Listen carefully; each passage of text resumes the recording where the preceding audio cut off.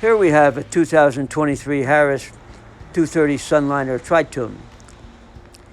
It is shown here in the new sage green color on the fence panels with a black sapphire accent and the black edition powder coat rails. This is a Tri-Tune configuration with the Performance Level 2 package, which provides a center pontoon for the entire length of the boat. It also has the extended rear swim platform.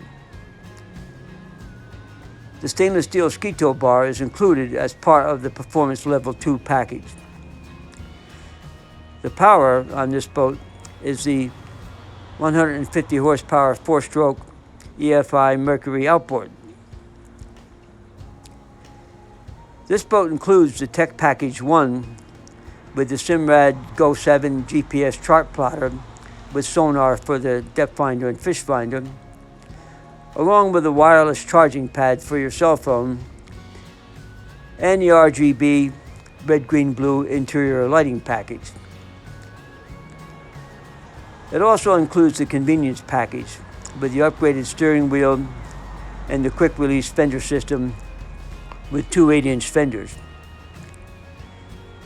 This Harris pontoon boat can be seen at MarineMax on Lake Hopatcong, New Jersey.